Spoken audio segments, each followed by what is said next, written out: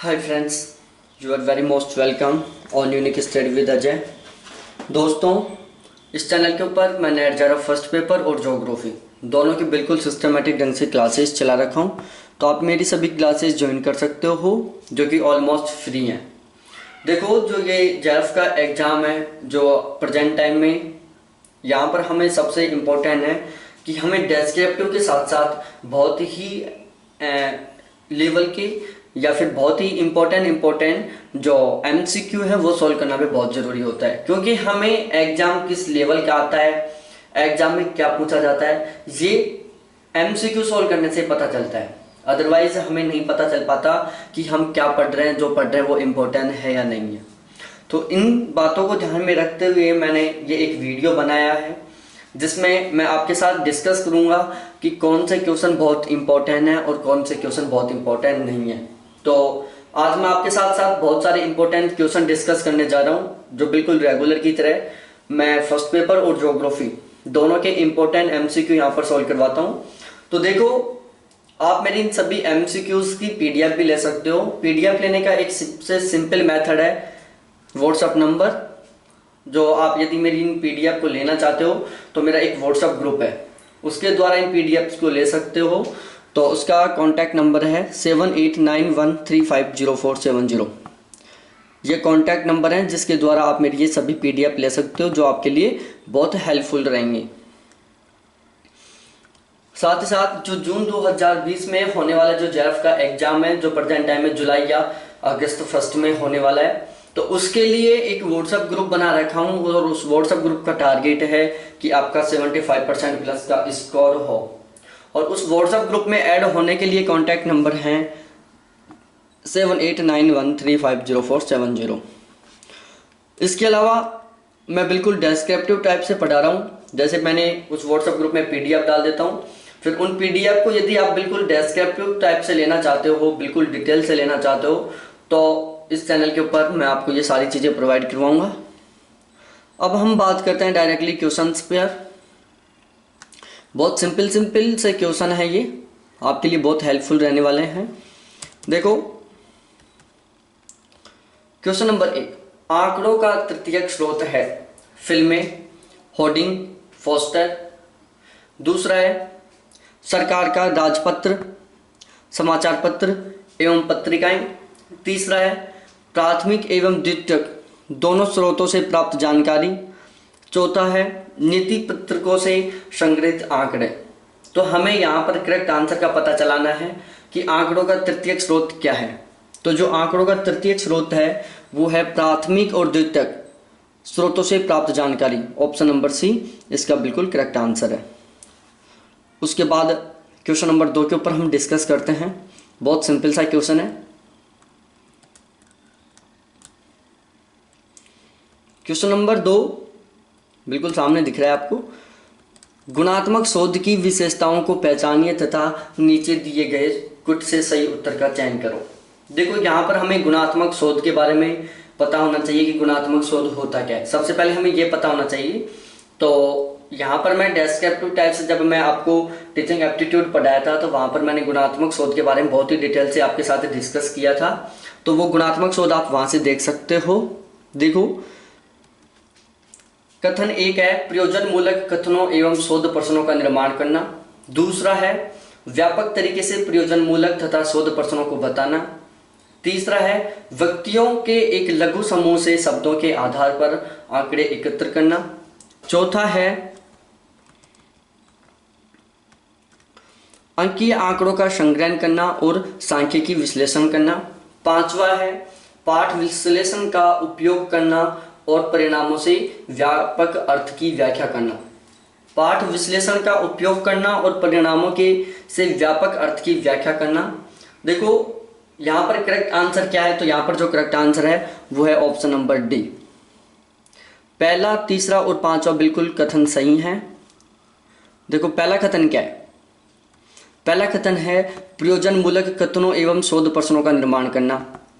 उसके बाद तीसरा कथन है व्यक्तियों के एक लघु समूह से शब्दों के आधार पर आंकड़े एकत्र करना। और उसके बाद है पांचवा पाठ विश्लेषण का उपयोग करना और परिणामों से व्यापक अर्थ की व्याख्या करना। देखो सबसे पहले मैं आपको बताऊं, गुणार्थक जो गुणात्मक शोध होता है उसमें क्या होता है, उसकी क्वालिटी पर इम्पोर्टेंट दिया जाता है। उसकी जो क्वालिटी है, उसका जो गुण है, उसको इसमें इम्पोर्टेंट दिया जाता है। जो डाटा कलेक्ट किए जाते हैं वो गुणों के बेस पर किए जाते हैं। और जो सांख्यिकी होता है, सांख्यिकी शोध होता है जिसमें क्या होता है, संख्याओं पर डिपेंड किया जाता है, जिसको हम मात्रात्मक शोध भी बोलते हैं। उसमें क्या होता है, एक गुणात्मक शोध होता है, एक मात्रात्मक शोध होता है। गुणात्मक शोध में क्वालिटी पर फोकस किया जाता है, जबकि जो मात्रात्मक शोध होता है उसमें क्वांटिटी पर फोकस किया जाता है। उसके बाद नेक्स्ट क्वेश्चन है क्वेश्चन नंबर 3। बिल्कुल दिख रहा है, तीसरा क्वेश्चन लिखा हुआ भी दिख रहा है आपको, एक बार मैं दिखा देता हूँ। क्वेश्चन नंबर 3, निम्नलिखित में से कौन सा उच्च संज्ञानात्मक अधिगम परिणाम का उदाहरण है? उच्च संज्ञानात्मक अधिगम परिणाम का उदाहरण है। कथन ए है तथ्यों एवं उनके अनुक्रमों का अधिगम, बी है नियमों तथा क्रिया अनुक्रमों का अधिगम, सी है अवधारणाओं एवं अमूर्तों का अधिगम, डी है अभिज्ञता एवं मूल्यन का अधिगम। दोबारा से बता देता हूं, तथ्यों एवं उनके अनुक्रमों का अधिगम, नियमों तथा क्रिया अनुक्रमों का अधिगम, अवधारणाओं एवं अमूर्तों का अधिगम और अभिगम्यता एवं मूल्यन का अभिगम। तो इसका करेक्ट आंसर है अवधारणाओं एवं अमूर्तों का अधिगम। देखो, यदि आपको कहीं जैसे क्वेश्चन मैं थोड़ा फास्ट पढ़ रहा हूँ यहाँ पर और आपको लगे कि ये क्वेश्चन थोड़ा हमें समझ में नहीं आया, तो आप जो वीडियोस को पॉज करके और फिर आराम से पढ़ के आंसर करेक्ट करें। यहाँ पर आप ज़्यादा से ज़्यादा क्वेश्चन सही करने की कोशिश करें। यहाँ पर आप टाइम के ऊपर फोकस ना करें, क्योंकि पहले सबसे ज़्यादा इम्पोर्टेंट होता है कि क्वेश्चन को समझना। हमारे क्वेश्चन को समझने की जो कैपेसिटी है वो बढ़ जाएगी, तो हमारा जो टाइमिंग है वो घट जाएगा। और यदि आप यहाँ पर टाइमिंग पर फोकस करोगे अब भी, तो आपको क्वेश्चन भी नहीं आ रहा है और आप टाइमिंग पर भी फोकस कर रहे हो, तो आपका सारा सिस्टम सेट नहीं हो पाएगा। ना तो क्वेश्चन समझ पाओगे, ना क्वेश्चन आपको याद रह पाएगा। चौथा क्वेश्चन है स्थैतिक पत्रक है। तो स्थैतिक पत्र क्या होता है? स्थैतिक पत्रक होता है मुद्दों पर बल देना एवं स्थिति का चित्रण करना। क्या है? मुद्दों पर बल देना और स्थिति का चित्रण करना। सबसे पता चल रहा है, सॉरी एक मिनट, इसका जो करेक्ट आंसर था वो मैंने थोड़ा गलत बता दिया आपको। इसका correct answer option number C. Option number C है कि विस्तारित शोध का सारांश प्रदान करना। जो आपका विस्तारित शोध है उसका सारांश प्रदान करना ही स्थैतिक पत्रक है। उसके बाद पांचवा क्वेश्चन है प्रभावी अधिगम में योगदान देने वाला मुख्य व्यवहार है। प्रभावी अधिगम में योगदान देने वाला मुख्य व्यवहार है। कथन ए है किसी विद्यार्थी द्वारा कही गई बात का सार तैयार करना, किसी उत्तर का सविस्तार प्रदान करने हेतु विद्यार्थियों को प्रोत्साहित करना, प्रत्यक्ष और अप्रत्यक्ष प्रश्न पूछने की तकनीकी का उपयोग करना, सोपानिक प्रस्तुति द्वारा तार्किक क्रम में अवधारणाओं की व्याख्या करना। तो जो क्वेश्चन नंबर 5वां है उसका करेक्ट आंसर है ऑप्शन नंबर बी। किसी उत्तर का सविस्तार प्रदान करने हेतु प्रतिपादन करने हेतु विद्यार्थियों को प्रोत्साहित करना। किसी उत्तर का सविस्तार प्रतिपादन हेतु विद्यार्थियों को प्रोत्साहित करना। देखो, प्रभावी अधिगम में मुख्यतः योगदान देने वाले व्यवहार। देखो, प्रभावी अधिगम, इस शब्द को बहुत ही इंपॉर्टेंट शब्द है, इसको समझना। देखो, प्रभावी अधिगम में क्या होता है? अधिगम का मतलब होता है, सबसे पहले अधिगम शब्द क्या होता है? अधिगम को इंग्लिश में लर्निंग बोलते हैं। क्या बोलते हैं? लर्निंग, मतलब सीखना।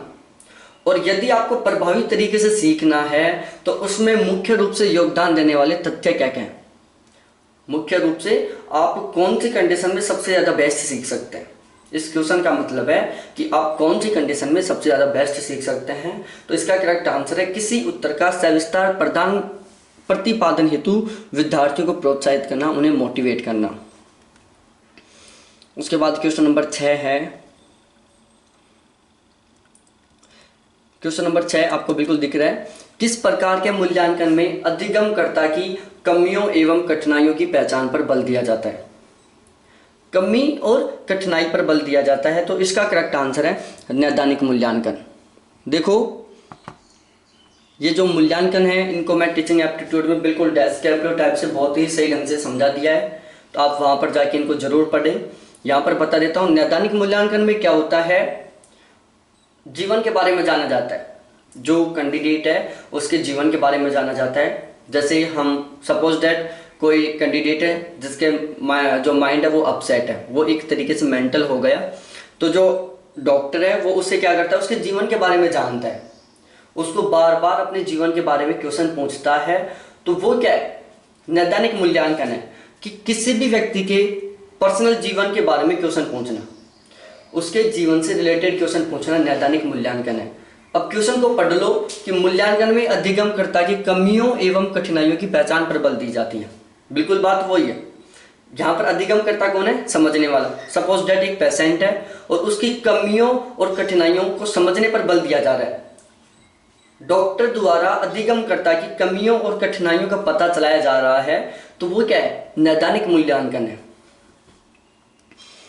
उसके बाद क्वेश्चन नंबर 7वां है, परिकल्पना है कि परिकल्पना क्या है। तो जो परिकल्पना है वो है एक शोध पत्र का भाग। हाइपोथेसिस क्या है, शोध पत्र का एक भाग है। उसके बाद आता है केस स्टडी। केस स्टडी ये भी मैं टीचिंग एप्टीट्यूड का जो डेस्क्रिप्टिव था उसमें बहुत सही ढंग से समझा दिया है, उसको आप जरूर पढ़ें। केस स्टडी में क्या होता है,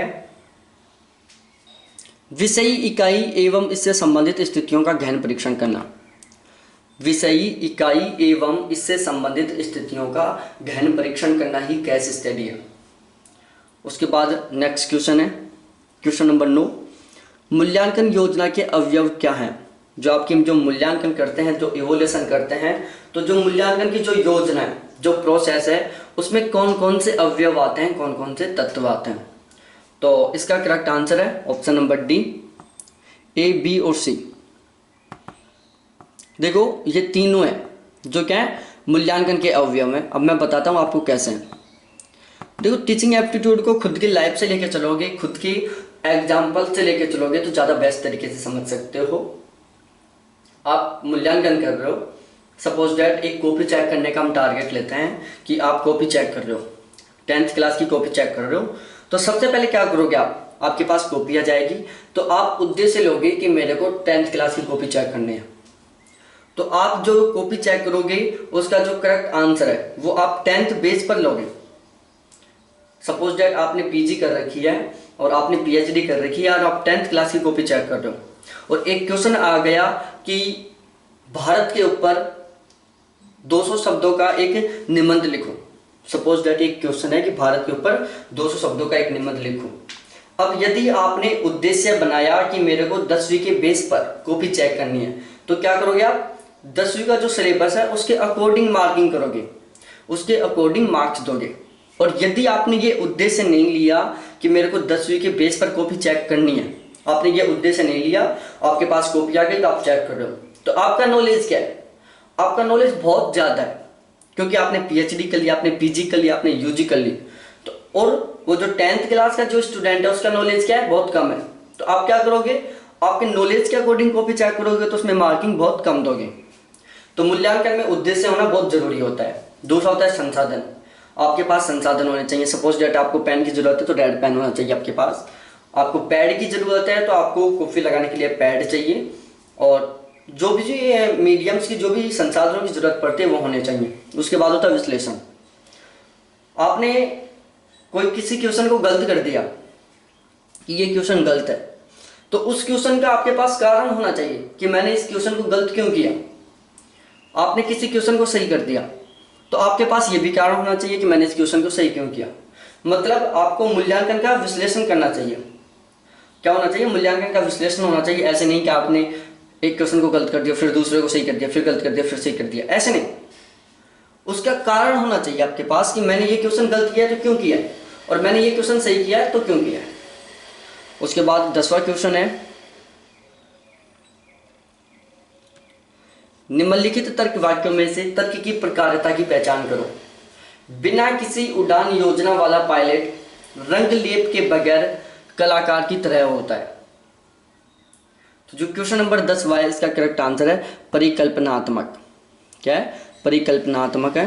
देखो एक सादृश्य मूलक होता है, एक निगमनात्मक होता है, एक आगमनात्मक होता है और एक परिकल्पनात्मक होता है। सादृश्य मूलक की सबसे बेस्ट पहचान है उसमें जिस तरह, उसी तरह, जिस प्रकार, उसी प्रकार, जैसे, तैसे आदि शब्दों का प्रयोग किया जाता है। निगमनात्मक, आगमनात्मक, इन दोनों के बारे में मैंने पढ़ा चुका है बिल्कुल डेस्क्रिप्टिव टाइप से।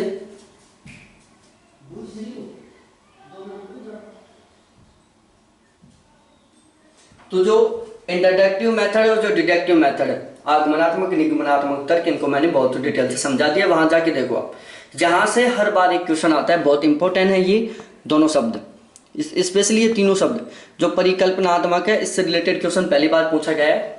जब तक मेरा जो 2003 से अब तक की जो क्वेश्चन पढ़ा हूँ, मैं पेपर्स पढ़ा हूँ, तो पहले बार ये क्वेश्चन बना है परिकल्पनात्मक की जगह। बाकी एक इंट्रोडक्टिव मेथड, डिडक्टिव मेथड और जो सादृश्य मूलक है, यहाँ से हर बार क्वेश्चन बनता है। उसके बाद होता है कक्षा के अंतर्गत गुणार्थक संप्रेषण है। कक्षा के अंतर्गत गुणार्थक संप्रेषण क्या है? तो वो है प्रत्यक्ष। प्रत्यक्ष क्या है? एक गुणार्थक संप्रेषण। उसके बाद नेक्स्ट क्वेश्चन है 12वां। देखो ये जो 12वां क्वेश्चन था, ये एक लॉजिकल रीजनिंग का क्वेश्चन है। मैंने आपको स्टार्टिंग में बता दिया था, अब दोबारा बता रहा हूँ। मैं यहाँ पर प्रेजेंट टाइम में आपको केवल रीजनिंग, लॉजिकल रीजनिंग, मैथ और डीआई, इनके क्वेश्चन नहीं सोल्व करवा रहा हूँ, क्योंकि मैं अब आपको कॉपी पर लिख के और फिर क्वेश्चन सोल्व करवा रहा हूँ। आपको मैं क्वेश्चन दे दूँ, वो आपको समझ में आए ना आए, वो फिर दिक्कत हो जाती है। तो मैं जो मैथ है, रीजनिंग है, लॉजिकल रीजनिंग है और डीआई है, इनको आपको जब बोर्ड के ऊपर पढ़ाऊंगा, लॉकडाउन हट जाएगा उसके बाद, तो वहाँ पर आपको बहुत ही सही ढंग से समझा दूंगा। ऐसे ऐसे मेथड्स बताऊंगा, एक बार क्वेश्चन समझ में आ जाएगा, आप कभी भी कैसा भी क्वेश्चन गलत नहीं करेंगे। तो अब हम नेक्स्ट क्वेश्चन पर बात करते हैं। बहुत सिंपल सा क्वेश्चन है, क्वेश्चन नंबर 13। अभिकथन 1, मीडिया से होने वाले मनोरंजन से समाज के सांस्कृतिक स्तर में वृद्धि नहीं होती है। उसके बाद है तर्क आर, मीडिया से होने वाला अधिकांश मनोरंजन पलायनवाद को बढ़ावा देता है, न कि अंतर वस्तु की गुणवत्ता को, न कि अंतर वस्तु की गुणवत्ता को। जो 13वां क्वेश्चन है उसका करेक्ट आंसर है ऑप्शन नंबर बी, कि दोनों कथन तो सही हैं, लेकिन वो एक दूसरे की व्याख्या नहीं कर रहे। व्याख्या का मतलब क्या होता है कि जो कथन है उसका कारण होना चाहिए। जैसे मीडिया से होने वाला मनोरंजन से समाज के सांस्कृतिक स्तर में वृद्धि नहीं होती, ये बात बिल्कुल सही है। मीडिया से होने वाला अधिकांश मनोरंजन पलायनवाद को बढ़ावा देता है, न कि अंतर्वस्तु की गुणवत्ता को, तो ये बात भी बिल्कुल सही है, लेकिन एक दूसरे की ये व्याख्या नहीं कर रहे हैं।